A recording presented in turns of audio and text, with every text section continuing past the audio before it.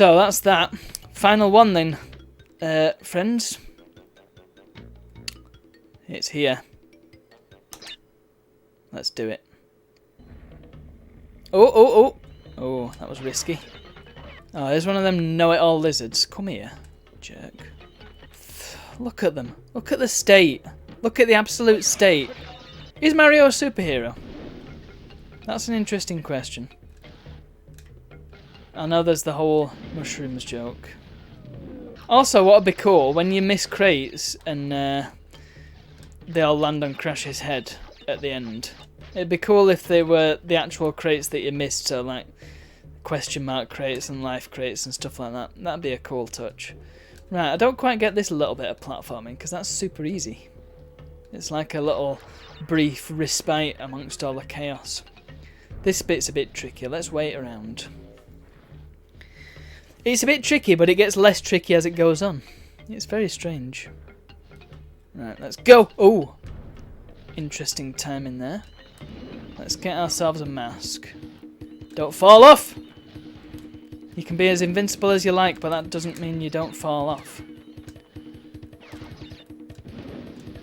Ah, it means you can go through the fire. Very good.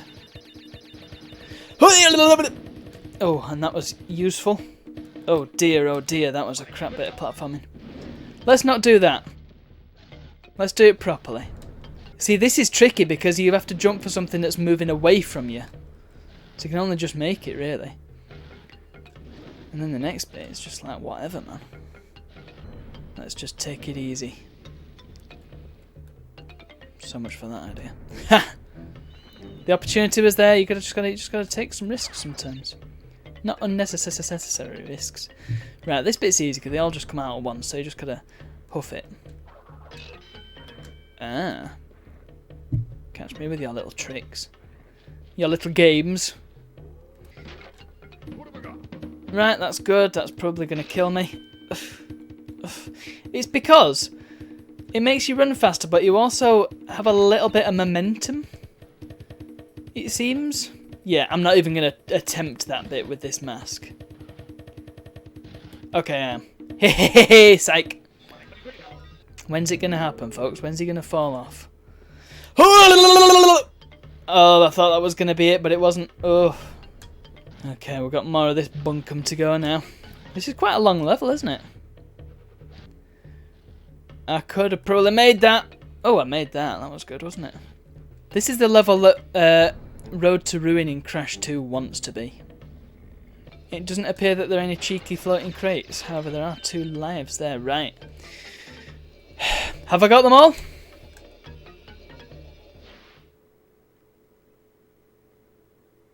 There it is, folks.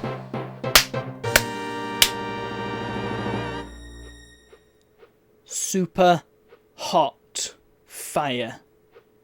Me. Moi. Ultimate Crash Bandicoot fan. Me. I. Myself. Where's my phone? Let's take a picture of that. No, I need to take a picture of that because I'm recording it, but who the hell cares? So, on normal playthroughs, if you go onto the Great Hall, you just jump across there and there's not really much to see. However, if you've got gems, you can follow the gem and you just have to do another final bit of stupid platforming.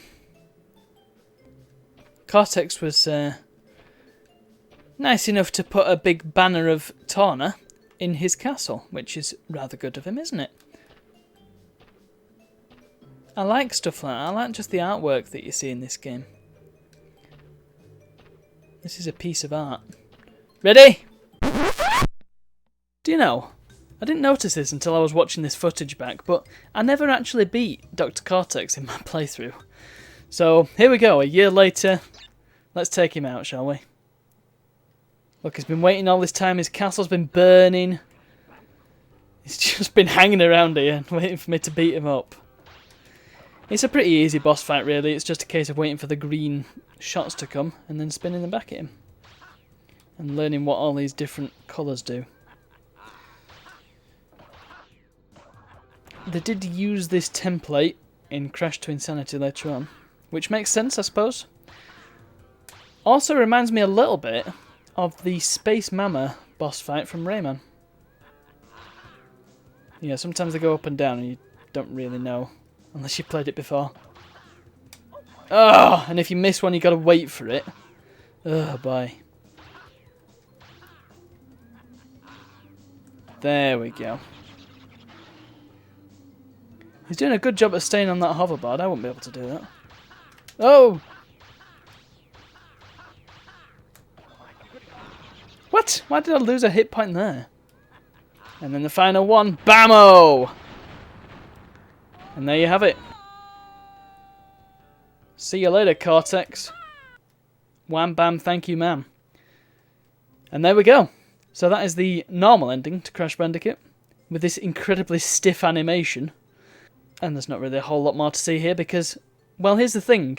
When you beat Cortex normally, it just kicks you back to the title screen, so you can't actually save after beating him. So the only way to get a save game where you can just access him like that is to 100% the game. Anyway, I was about to show you the other ending to the game, which you can only get by 100% in it. So, back to your regularly scheduled programming. Ready for the final cutscene? I was nearly a missed jump then, did you see that? Here she is.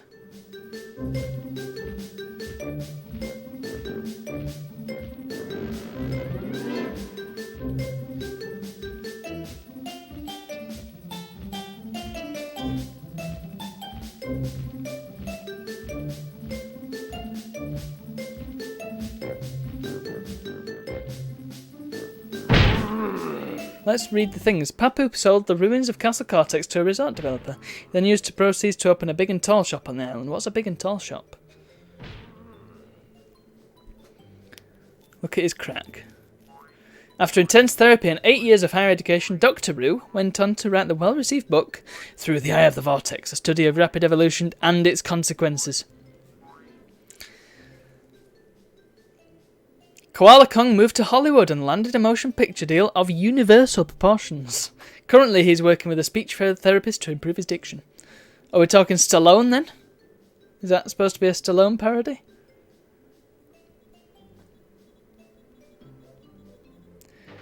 Pinstripe moved to Chicago, where he now owns and operates a citywide sanitation company. He is saving money for his upcoming gubernatorial campaign. What is gubernatorial? That's made up.